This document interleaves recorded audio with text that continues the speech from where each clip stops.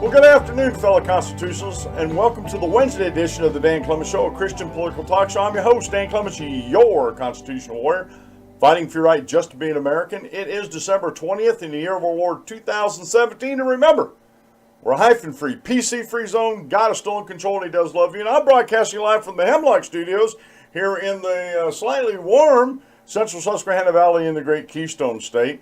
How y'all doing? Hopefully everybody had a good day yesterday and a good night. The tax cut hawks out there, the people that really like the tax cuts, which I'm one of them, I'm glad that the Senate passed the House bill after the conference. Now it's got to go back to the House for final approval, and then it goes to the President's desk, and hopefully before Friday we'll see a signature on this the tax cuts. And what you're going to hear in the news, especially from the regressive left, is how bad these tax cuts are. And I have some articles in there. I was kind of surprised. I knew people got money back or received money back and never paid taxes in, but they got money back from the IRS, which to me, that's welfare. And I didn't realize how big the number was. And we got an article in the show notes page today. We're going to talk about this. So today, the show is just about taxes and how this affects each and every one of us, how this is actually going to be a boon to the American economy, not a detriment like some of the naysayers say. I'm not really sure because the numbers aren't in, because this is a fluid situation. I'm not really sure if the folks that are crying that this is going to add to the deficit, I'm not really sure that's actually going to be true, because during Ronald Reagan's administration, the numbers, the money coming into the Treasury increased every year from when he was president and from when he started, back when he took the presidency back in 1980, all the way through his two terms. And we see this also in Donald Trump's first year. He's not even through his first term. He's in his first year. The last quarter of the year, we're at 4% growth, which is better than any of the 8 years you want to pick out with Barack Obama and his 8 years. Of course, now in Barack Obama's defense, that was George W. Bush's fault. Barack Obama couldn't do anything about it. So, in his defense, it was George W. Bush's fault. But we also see where the stock market is up. And of course, President Barack Obama, I'm glad to say former president, he is taking credit for this, which I don't see how you can. I mean, the economy was tanking before the election. It wasn't going in the right direction. And it didn't turn around until after President Trump was certified as the winner of the presidential election. And then it really took a boost after the inauguration. And it seems to have been on an uphill climb ever since. The economy. So all the economic indicators are good, and they're actually showing that whether you agree with President Trump or not, or whether you believe he has any victories under his belt, legislative or regulatory, which we talk about this quite a bit on the show, where he has made a huge difference in regulation. They tried to get a Medicare repeal bill through. And, and we were talking about this, the problem with that, they were trying to repeal and replace it instead of just repealing it. We don't need a replacement. And that's why I keep trying to say we don't need a replacement. So the tax went through the Senate. It was 51-48, so it wasn't even close. Well, I guess you can say it's close. But the Senate won the day, and I'm confident with the margin that the House passed was like 227 to 204, something like it. It's something... it's a pretty big margin there. So I don't think it's going to not pass in the House and get on President Trump's desk either later today or tomorrow. And he's going to make a big to-do about it, which he should. And this is a boon to everybody. I get tired of hearing millennials and the Generation X behind the millennials cry about or decry about how the tax cuts are bad for everybody. It's a boon to businesses. It's a giveaway to the one percenters and the corporations, which everybody loves to hate. And folks, I gotta say this, I really do, that most of these folks have no clue from reading comments on social media. Most of the pro-tax, pro-healthcare, pro-regulation crowd out there doesn't have a clue. I'm sorry to say they don't. All the ones I've been reading, and maybe I'm not reading enough of them, but most of the folks that I've been reading, again, are not taught basic economics 101. They're not taught basic Constitution 101. They're not taught basic, what does it mean to be a republic 101, because you hear everybody walking around saying that we're a democracy when we're not. We're a constitutional republic, and there's a difference. Oh, but we're a type of democracy. Well, you know what? Say what we are. If we're a republic, say that we're a republic.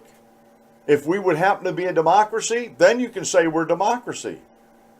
But just coming back with the defense, well, we're a type of democracy, say what we are. We are a republic. And I believe that's important for us to understand. So millennials and Generation X were never taught that. They were never taught the history of our country. They were never taught the history of economics and how we got to where we're at today. They just weren't. And the other thing that really shocks me, and it shouldn't, but it still does shock me, how many people think if they vote somebody into Congress, that automatically makes them the smartest person in the room. And I could point out some examples, and one major example is Nancy Pelosi. Not the sharpest pencil in the room, in any room that she's in. And she has some things to say about this tax cut, which are just off the wall. They're off the chart and they're off the wall. And it just, again, I don't know how she's been in Congress this long and being that ignorant, being that information deficient as she is. And the same goes with net neutrality. Hey, we're almost a week. It was last Thursday that the FCC rolled back the Title II regulations on the net. I'm still broadcasting. I haven't been blocked on any of my any of the sites I want to get to. I haven't been blocked in that at all. So please tell me, tell me how rolling back net neutrality has harmed me so far. We didn't have a problem before 2015, and we're not going to have a problem now. We covered all this on the show. So these, honestly, like I said, there's too many people out there living by a narrative in an echo chamber.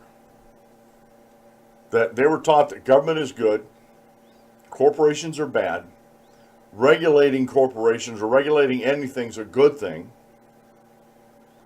claiming something's a public utility or public good when it's not is a good thing to them. Saying that we have to take care of people as far as taxes. We got to keep taking these taxes out because we got to pay for all this stuff. And I keep fighting back against that. You got to go through and see what's constitutional and what isn't. And I do believe there's a certain amount of laziness in the millennial and Generation Next after them. I think there's a little bit of laziness in that they don't want to go do the research.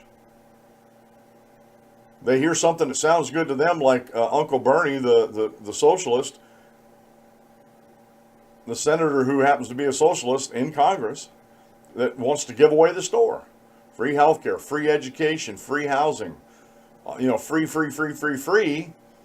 And all these millennial and Generation X see that big word free up there, and they don't realize there's nothing free in life. Even freedom and liberty aren't free. They're bought with a price. And defending them and holding on to them costs you a price. They don't understand that. They weren't taught that. And I hate to keep just thumping on the millennial and Generation Next after them, but facts are facts and the truth is the truth. The last job I had in a door manufacturing factory, not hard work in there at all. The hardest work was the final inspection on the doors, and I was doing that. And you'd think some of these young bucks that were 30 years my junior could keep up with an old war horse like me. They were never taught how to work. Never. And I'm not saying every millennial's like this, but it seems like the vast majority that I run into are. The vast majority of the liberals that I run into are just, again, they are clueless. They're clueless when it comes to what they need to do in life. And they will not educate themselves. Oh, they know all about Twitter and Facebook and Snapchat and Instagram, all these social media sites. They know how to be sociable on these sites. But when the rubber meets the road, that information in life in itself isn't going to get you very far. It's just like going to college and getting a worthless degree that does not translate into a paying career after you get out, like women's studies or gender studies. Unless you're going to get into a college and teach that garbage, you've just thrown away a lot of money. I've seen too many millennials, the generation after mine. They went to college for one thing and they get out, they're not even doing it. They're not even doing what they went to college for. And most of them, not all, but most of them, their college was paid for by somebody else. So they had no skin in the game. They had no skin in the game. And the same way with taxes. You know, I have an article here we're going to get into talking about 30,417,609 Americans who filed taxes, paid zero in income tax, but that group gets received back $89.6 billion. This is a CNSnews.com story by Terrence P. Jeffrey. And I saw that figure. I about fell off my seat when I was going over and researching this morning. I says, "You got to be kidding me. You've got to be kidding me." That's a lot of scratch. And why? Why are they pay no income tax? So right there's a benefit there. And yet they're getting all this money back? And these are some of the loopholes that they're closing with the Trump tax plan. These are some of the loopholes that they're trying to close. Because it doesn't make no sense. The IRS is not a welfare agency, and that's exactly what this is welfare.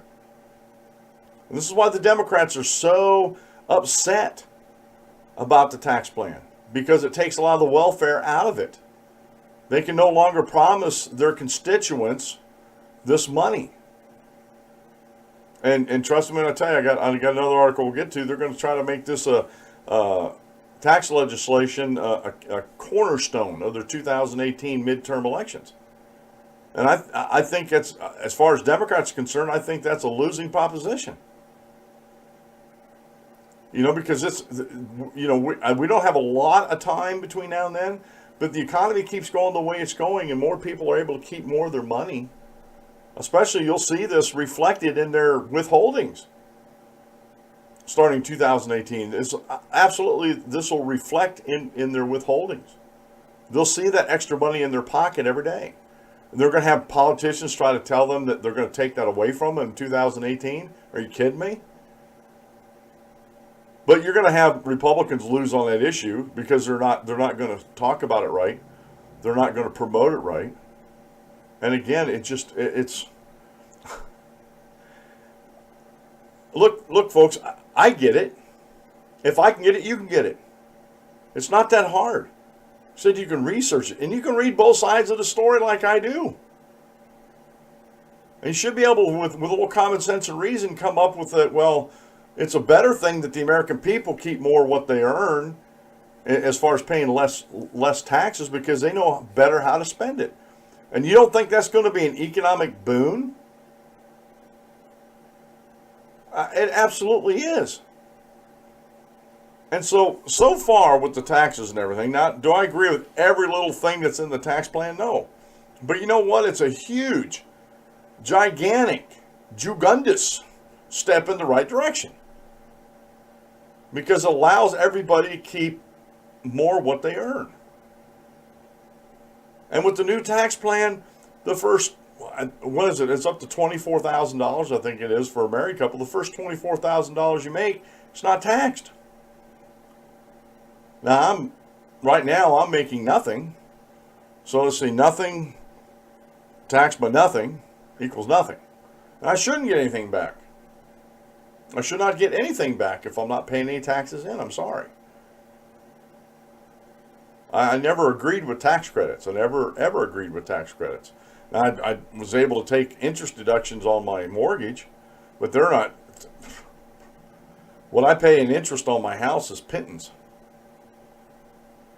You know, so that if that goes away, I'm not going to really notice that at the end of the year.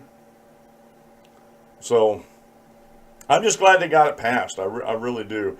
Like I said, I think the House, and it's my prediction, and you know, I don't think it's a hard prediction to go through.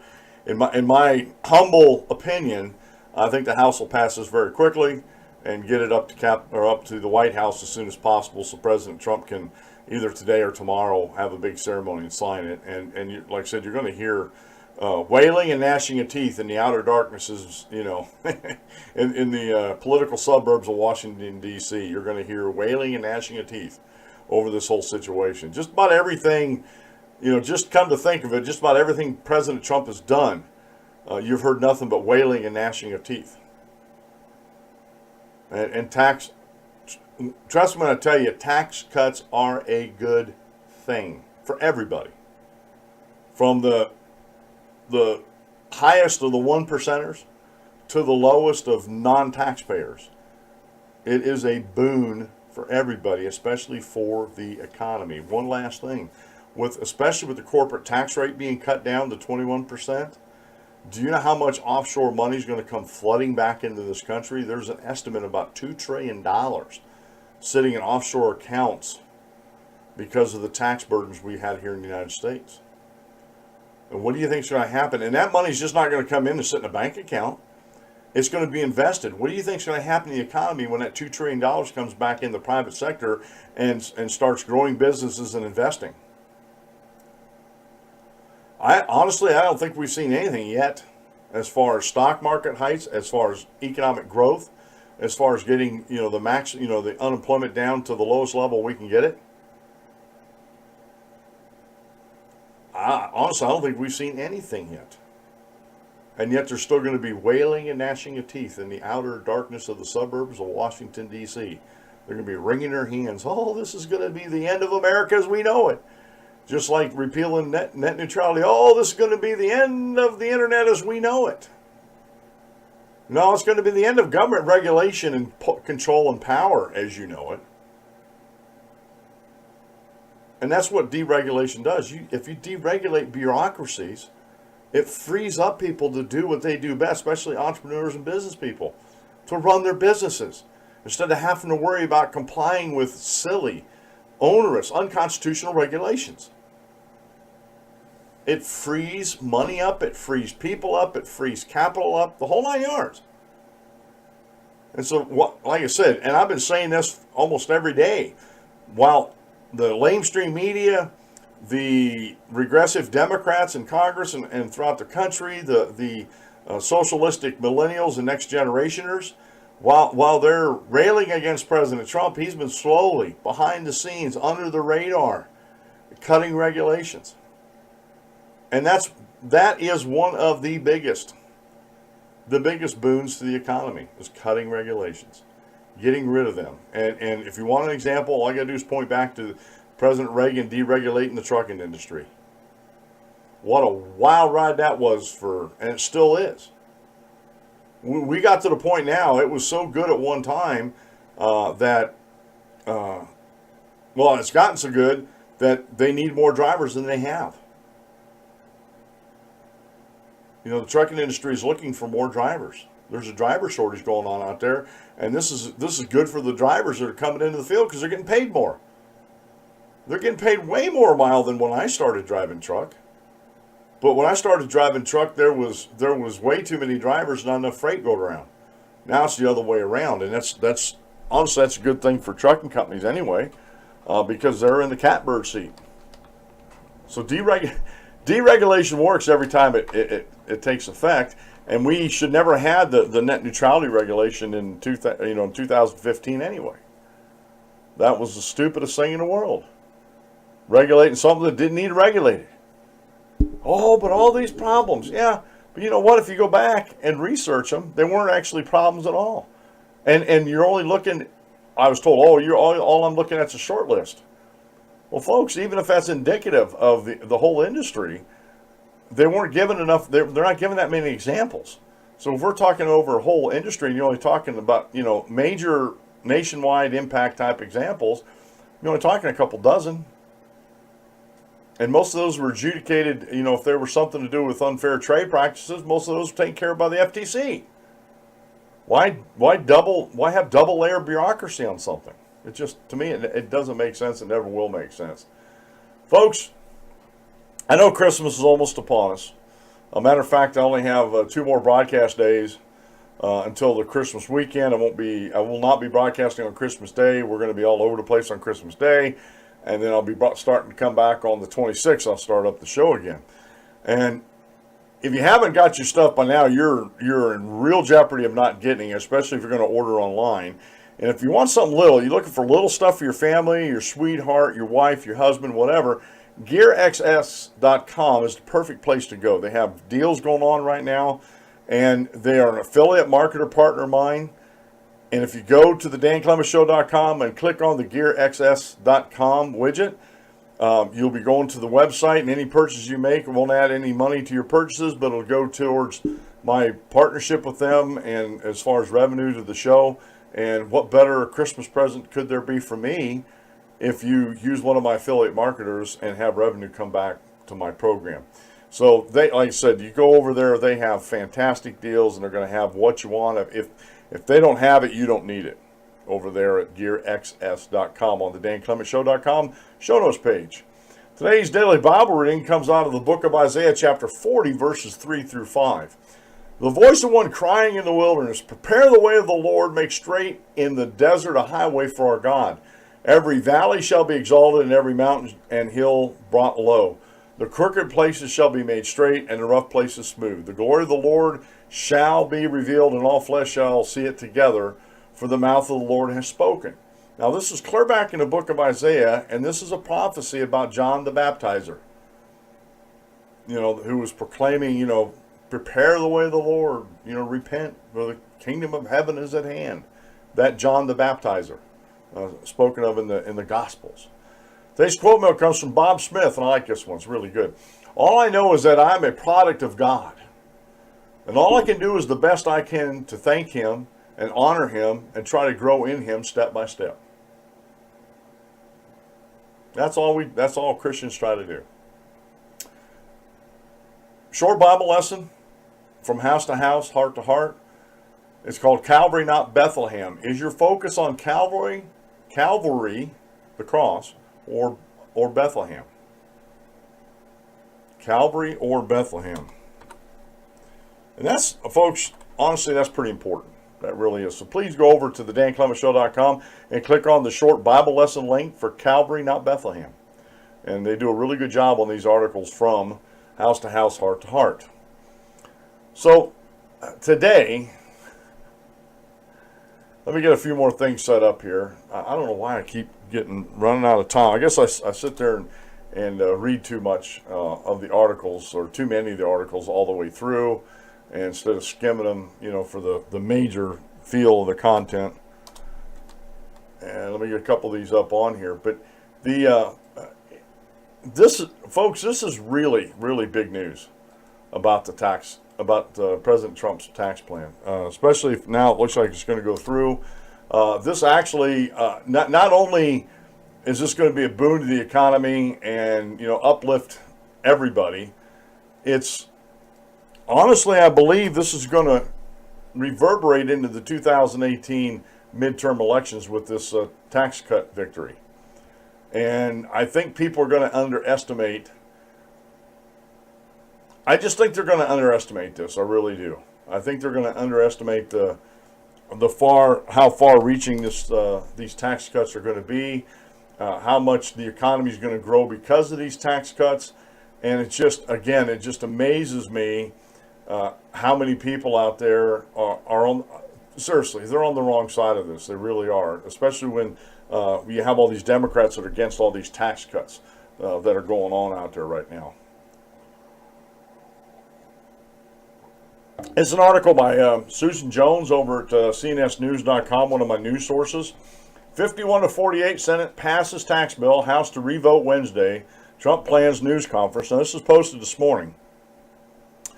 And this is if you don't know already. I just want to go over this real quick. The U.S. Senate voted 51-48 to pass the Republican tax bill early Wednesday morning.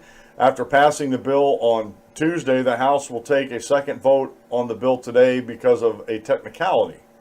Normally what would happen after it comes out of conference, a conference bill between the House and the Senate, is it goes to the House and then it goes back up to the Senate, and if the Senate passes it without any additions or any changes, then it goes on to the President. But there was a small technicality in here, so it's got to go back to the House. But again, I think that vote in the House is just going to be a technicality too. It's going to pass. President Trump was waiting to tweet around 1 a.m. Wednesday after the Senate completed its vote along party lines. The United States Senate just passed the biggest in history tax cut and reform bill. Terrible individual mandate Obamacare repealed. Goes to the House tomorrow morning for a final vote. If approved, there will be a news conference at the White House at approximately 1 p.m. today, which that'll be coming up. We won't be jipping that into the show here, but it's going to be happening. So it happened, and I'm glad it happened. I really am. I'm really, really glad it happened because it needed to. We needed some tax relief.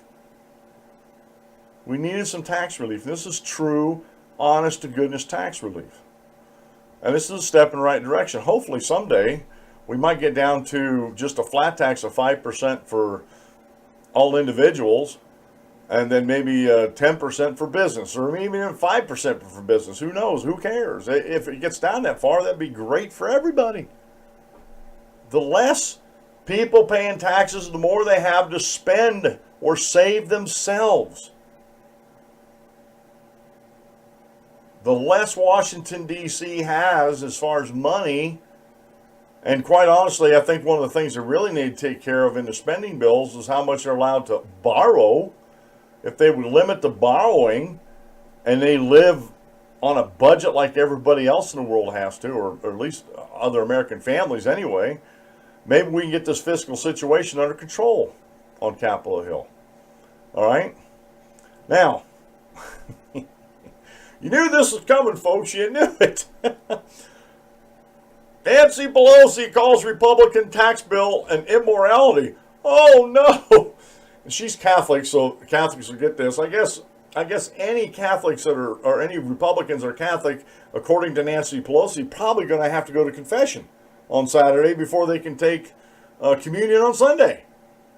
Because it's immoral. It's an immorality what's going on here. And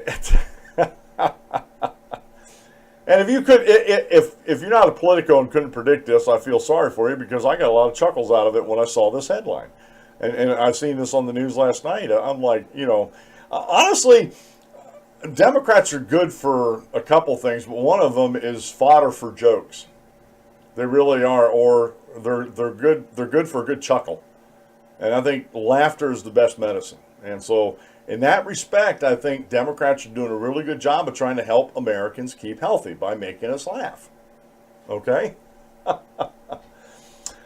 The House of Representatives, well, this was posted yesterday. This is an article by the CNS News staff. The House of Representatives voted 227 to 203 today to pass the Tax Cuts and Job Act, a tax reform bill.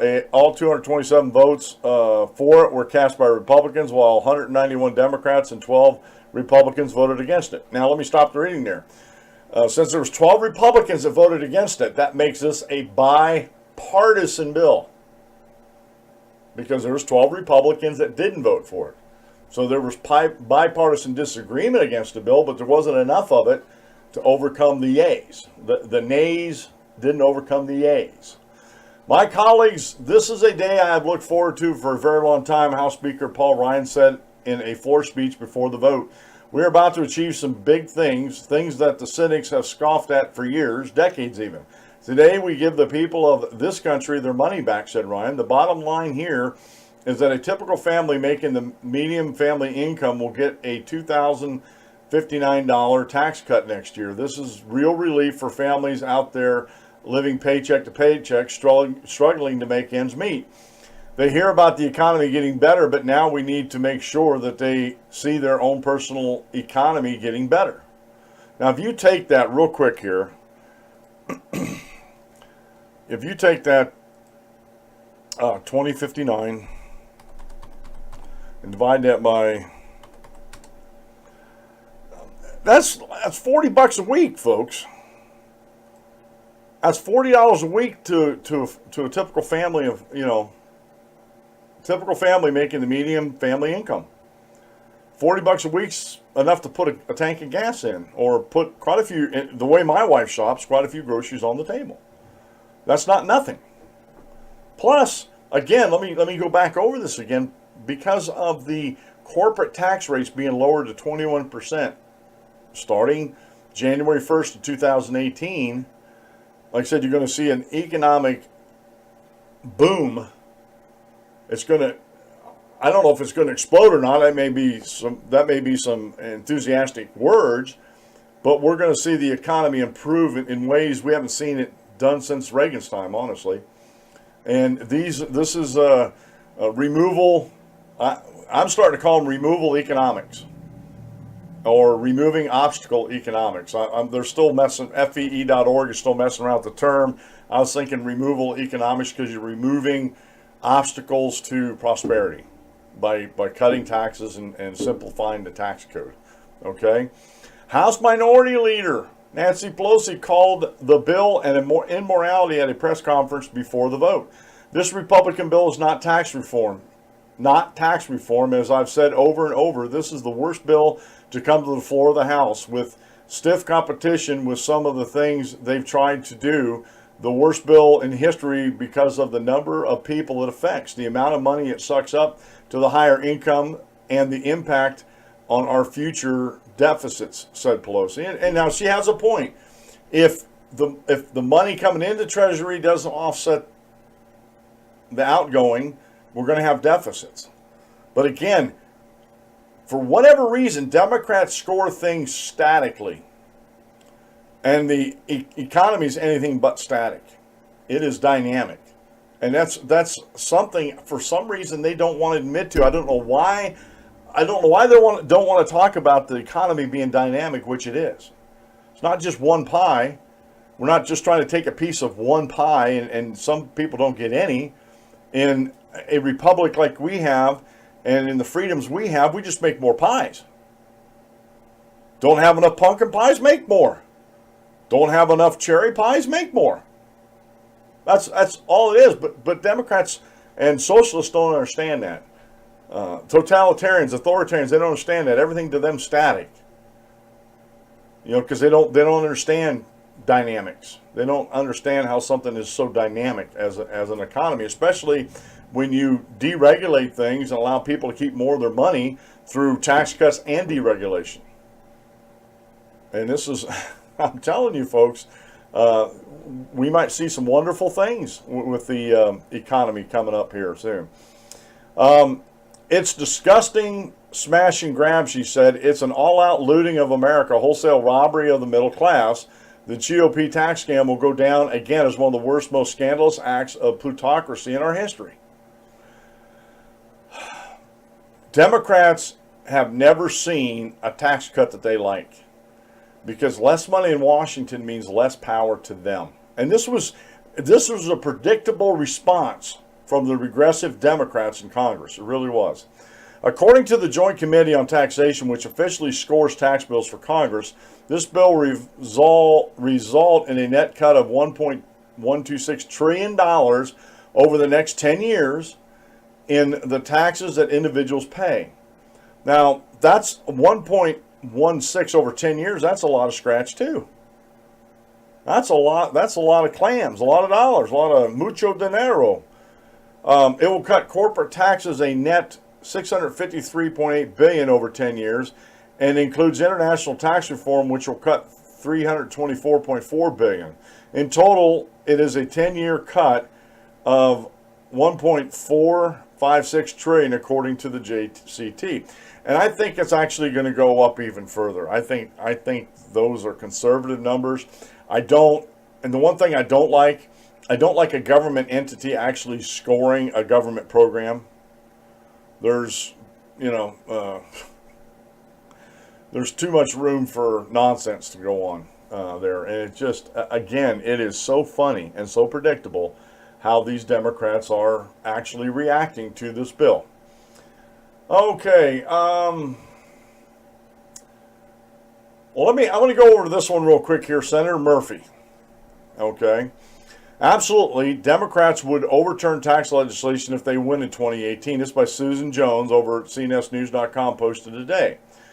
Republicans will probably lose the House and Senate in 2018 because of the Republican tax reform bill. Senator Chris Murray, Democrat, Connecticut, said shortly before the Senate passed to 51-48. Murphy said absolutely, Democrats will try to overturn the tax legislation if they do regain control of Congress in the midterm elections.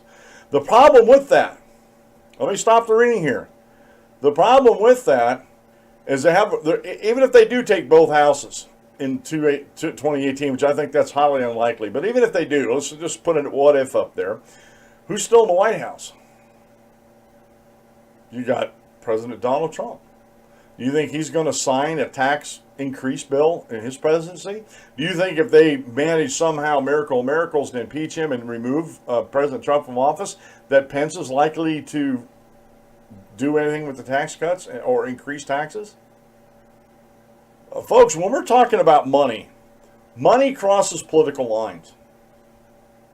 And if Republicans don't gob onto this in the midterm elections and tout the tax cuts, yeah, they're going to lose. But honestly, I think if they do things right in this next election, in the midterm elections, or any third-party candidate that's running, if they talk about tax cuts and maybe making more tax cuts, they're going to win over the Democrats. They're absolutely going to win over the Democrats. They really are. MSNBC's Rachel Maddow asked Murphy Tuesday night, if your prediction is right and Democrats do take the House and Senate after the midterm election, do you think that Democrats would try to overturn the bill? Absolutely, Murphy replied. We have to.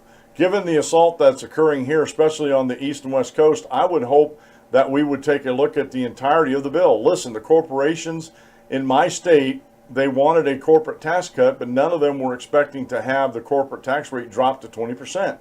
They would have been thrilled if they got a tax rate below 30%, and so there's plenty of room to go back into this bill to make up some money and return it to the middle class or the working class that's losing out here. Do you think, and actual corporate America and their giving to campaigns and super PACs and stuff like that aren't super big, but do you think corporate America is going to sit by and allow Democrats to up the corporate tax rate to 30% for the next year? And it won't even happen. It won't even happen. It'd be the 2019 that would actually happen. Do you think you're going to sit by idly and let that happen? I think you're going to see some midterm fights here in 2018, and a wild prediction I'm going to make here, because usually the midterm elections go against the incumbent in the White House. I'm going to make a wild prediction here that once everybody starts seeing the economic benefits of these tax cuts, and once they see how much the economy's growing, how much more money, even if it's $40 a week, $40 a week's $40 a week. You know,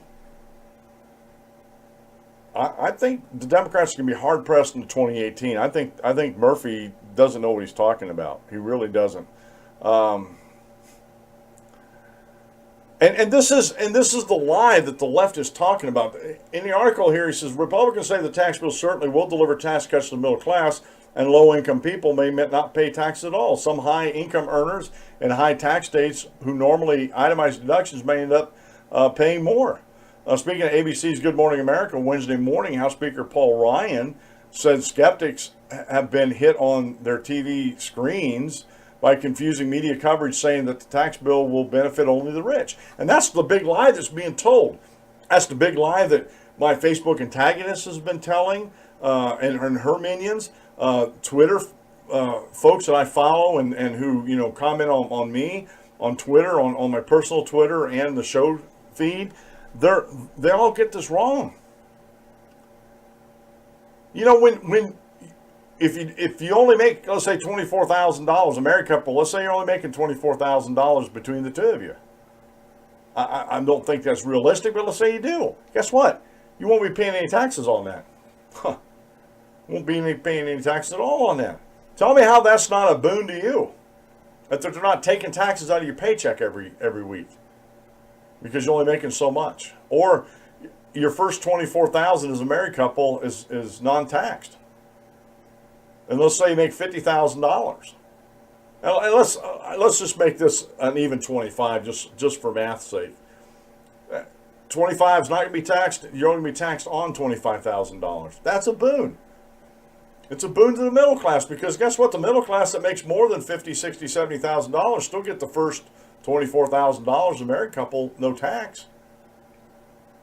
It's a boon. It's a win for them.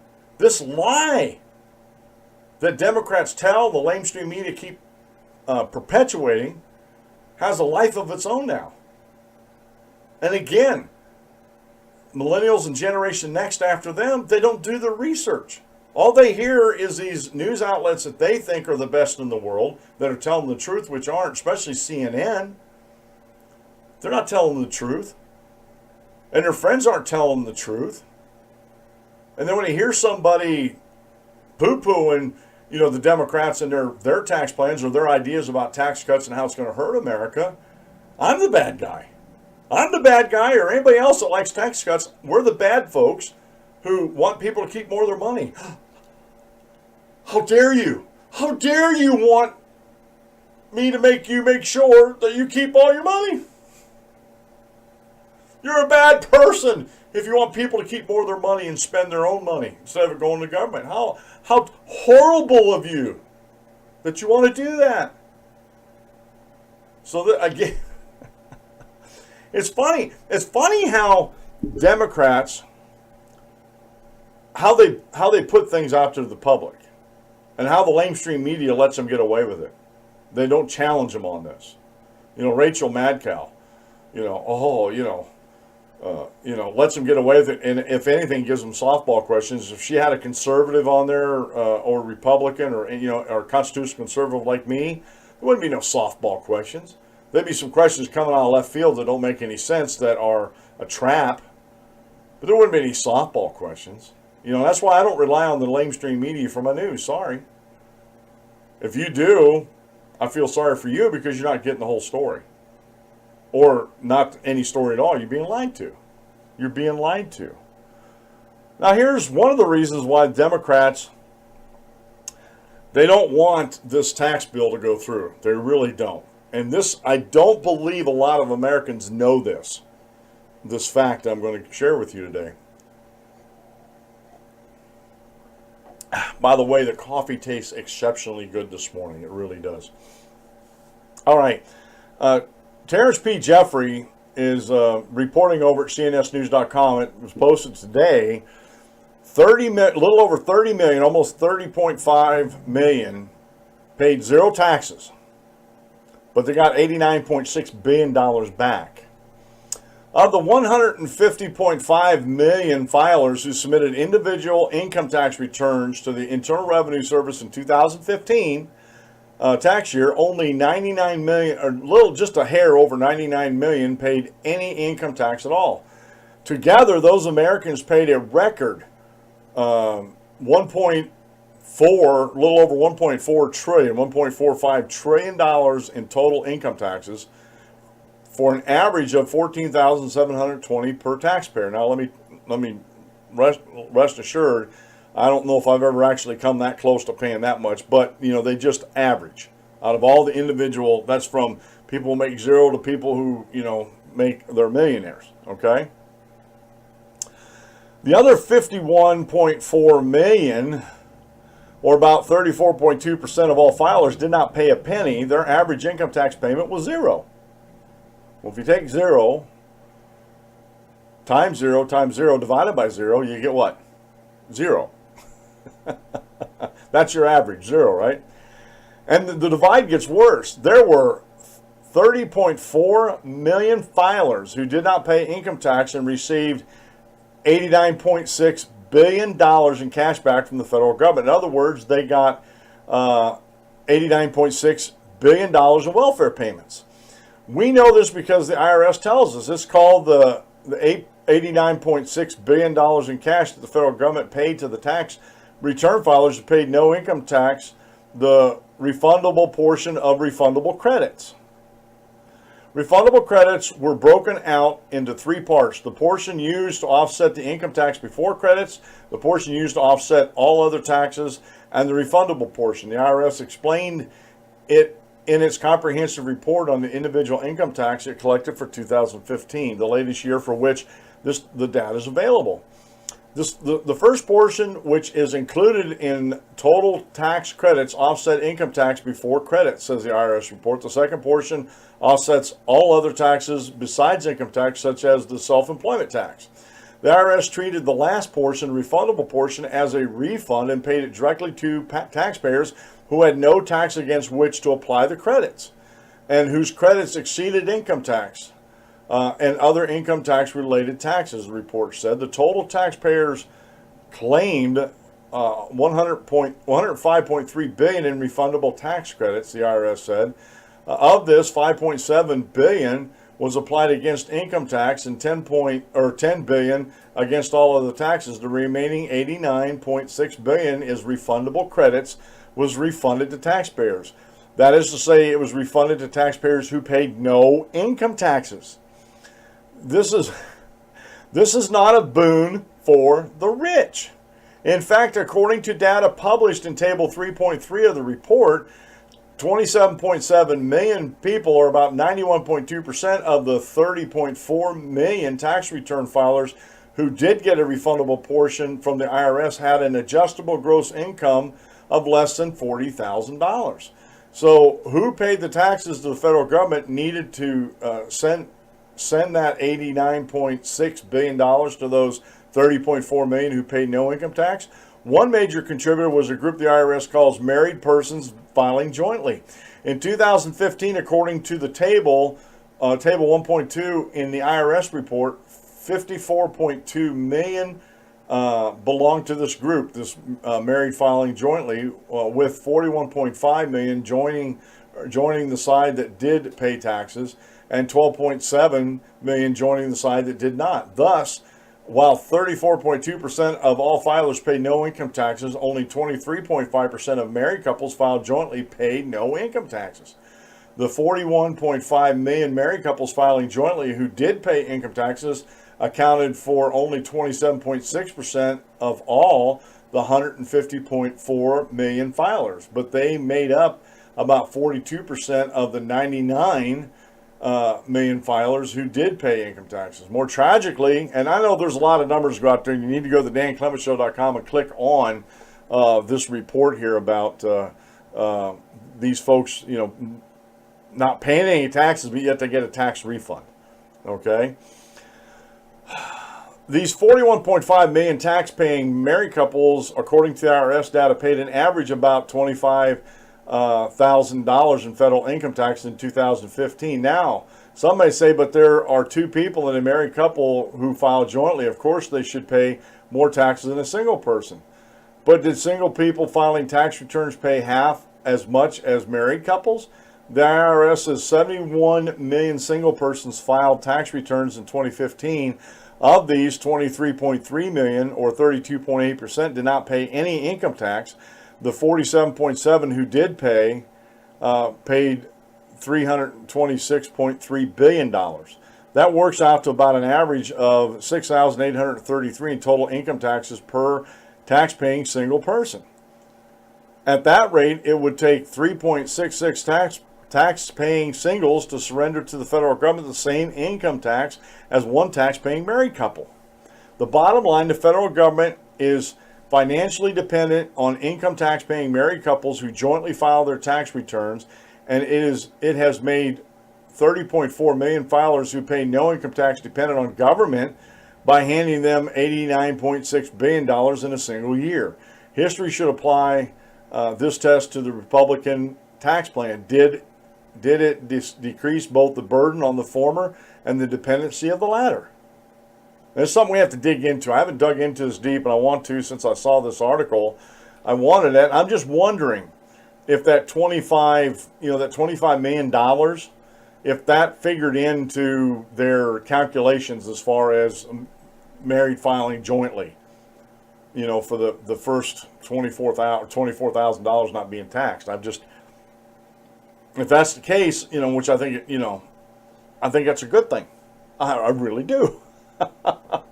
And this is what I'm almost positive this is one of the reasons why the regressive Democrats in Congress, especially Nancy Pelosi and her minions, this is why they don't like this.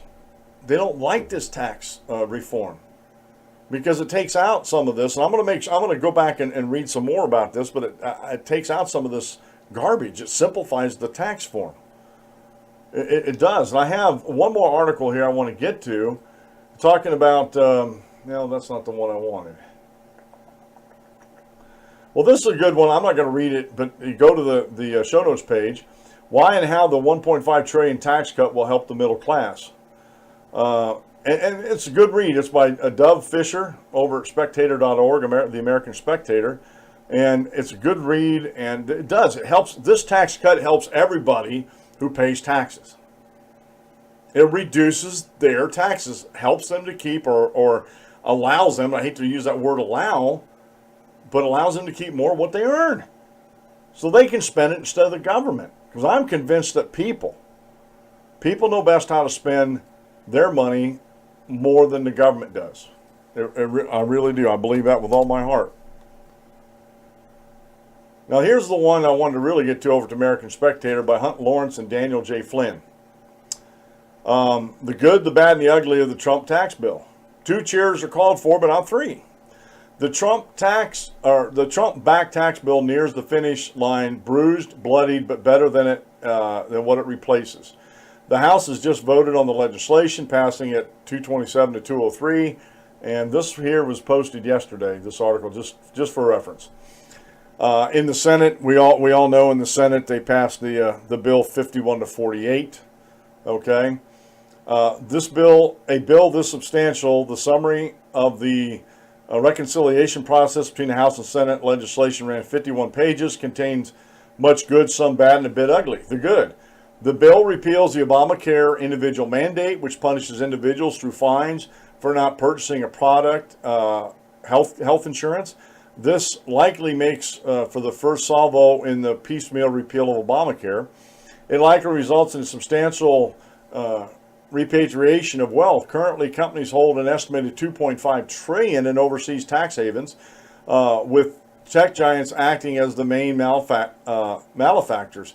By imposing a 15.5% tax on the cash and one about half that for non-cash holdings, the bill reclaims revenue for the Treasury.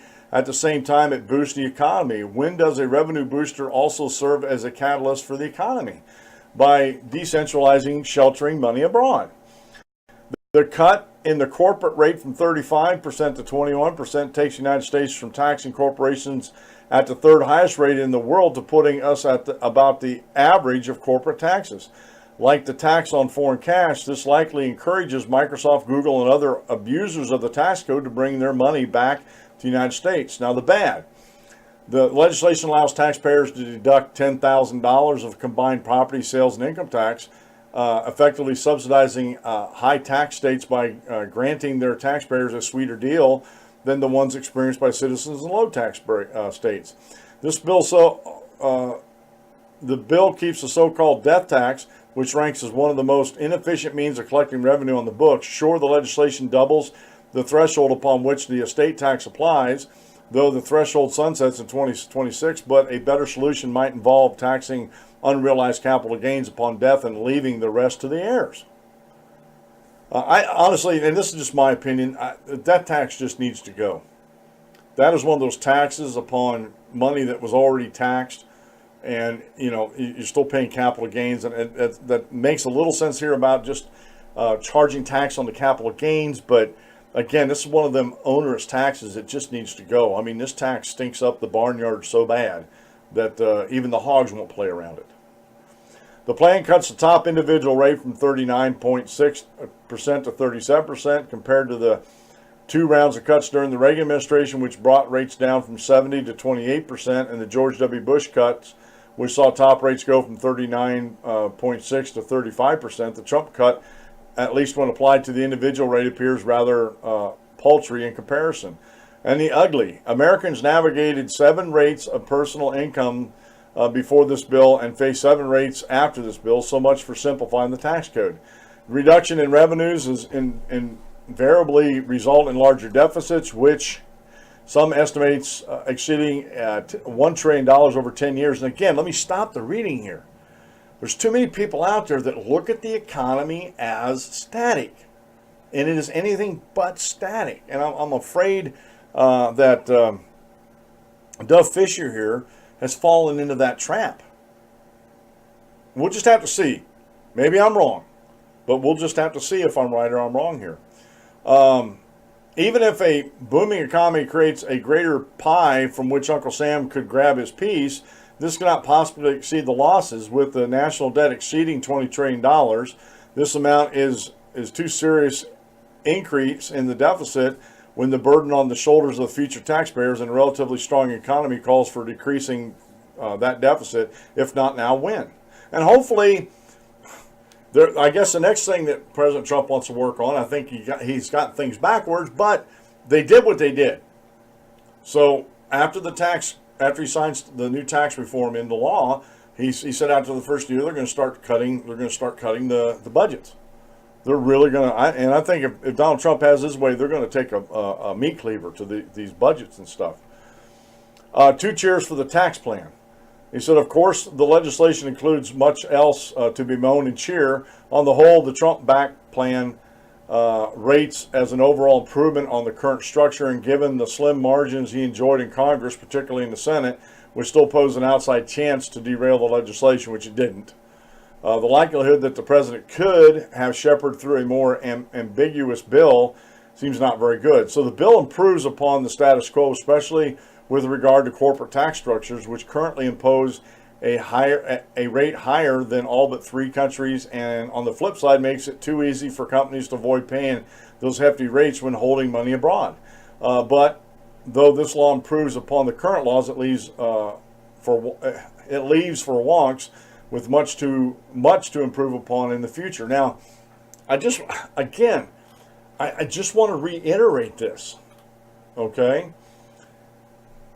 This is a first step. And this is one thing that conservatives like me and the Constitution Party, conservatives in the Republican Party, especially fiscal conservatives, if you think, and let's just put this out there, if you think President Trump could have pushed through a 5% flat tax on personal income, personal filers, whether they're married or individual, individual filers, and 10% corporate tax, and just took out all the loopholes, take all the tax credits and everything, make the first let's say just for round numbers, make the first $25,000 for a married couple, and the first 12.5 for individuals, non-taxable. Do you think he could have got that through Congress? And we didn't get where we're at all at once. The Democrats are patient, and they steadily worked at this to get these taxes where they're at today. And this is why they're crying and there's wailing and gnashing the teeth out there in the Democrat Party because of these tax cuts. It's only first step. What do you think they're going to try to do next year? Let's say I'm right, and this tax cut and the economy still grows. There's no bubbles on the horizon. Everything's going smooth, and people have more money. Jobs are more plentiful. There's less unemployment. Let's say all the economic factors are in Trump's favor. And then let's say the midterms come along. Instead of Democrats pulling more seats, let's say Republicans gain more seats. Let's say they do some right things during the campaign season next year, and let's say they get a bigger majority in the Senate and a bigger majority in the House. Do you think they're not going to try? Do you think Trump's not going to try to get another tax bill through and touting on, look at the success we had here, let's go even further. I wouldn't bet against it. If everything fell into place, I wouldn't bet against that at all, folks. I really wouldn't. And this is something that we have to really think about. And this is something we really, the politicos actually, I don't stay up at night thinking about this, but this works into my thinking about how everything's working in Washington, D.C. It is. And I just, again,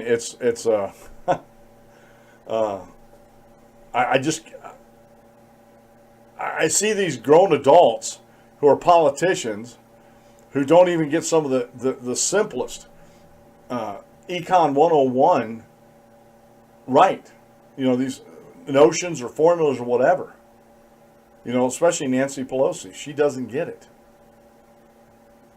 And I have to laugh because these folks, quite frankly, these people, these folks are the ones that, like I said, are supposed to be in charge of things, and people look to them, especially Democrats. I don't look to them for any information, but they look at them like they're the smartest people in the room, and they're really not.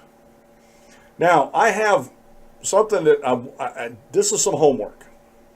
I don't often assign homework to my listeners, either on YouTube here or on the podcast, but please go to danclemenshow.com and click on the show notes page for today, and you're going to be looking for episode 941. It'll be posted right after the show here. I've been getting really good about that lately here.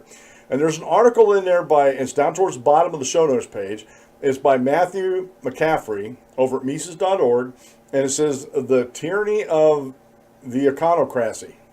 And I went on how to pronounce these words, that's how it's pronounced, econocracy. And right below it's a Wikipedia entry for the definition of econocracy. And just real quick, the definition of econocracy defines a society in which improving the economy has become the main purpose of politics, and economic policy making has become a technocratic process. And that's where we're at. And you hear me time and time again on the show, we need to, everybody touts separation of church and state as if it's written in the Constitution, and it's not. But I think there should be a separation of economy and state. There's too many politics being played with people's lives and with their businesses out there by politicians who don't know squat about the economy, to put it bluntly. They just don't know what they're talking about, and they're talking out the side of their mouth if you think they do. And the experts that they hire them and they listen to them because the experts that they hire have the same ideology as them, which is mainly Keynesian economics, which that has been a debunked economic system for half a century almost now. And yet we have politicians that love it because it gives them more power. Keynesian economics gives the government power in the economy. Austrian economics is the system I follow that I think is the best one for everybody around. Actually takes the power out of government's hands and puts it back into the hands of the individual. So again, I think we really need to do some study on this. And like I said, I've been studying it for quite a few years now, listening to some good podcasts about it, especially from Tom Woods. And if you just go over to TomWoodsShow.com and listen to some of his podcasts, look up some of the subjects and some of the guests that he's had, this is where a lot of my learning is coming from as far as economics. And also, Foundation for Economic Education, FEE.org, MisesInstitute.org, or Mises.org, Libertarian.org, all these think tanks that I think right when it comes to the economy. And it just, again, it amazes me how many people get this wrong when it's so easy to get it right. It really is. Folks, if you like what you heard on the show, give me a thumbs up or thumbs down, and leave me a comment either way, please. I need the feedback. I thrive on feedback. It makes me grow, makes me better. If you haven't subscribed to the show and you're a new listener to the show, please go to the YouTube channel and subscribe and hit the notification icon so you know when I put up new videos and stuff like that. And I'm also looking for patrons and donations to the show to help me grow the show, help me hire a producer, researchers, all that kind of stuff to make this show better for you, make this the best Christian political talk show on YouTube and on the internet. This has been the Dan Clements Show. I'm your host, Dan Clements, your constitutional warrior member. If you aim at nothing, you hit it every time. Have a great rest of the day, and God bless, and we'll see you tomorrow at noon.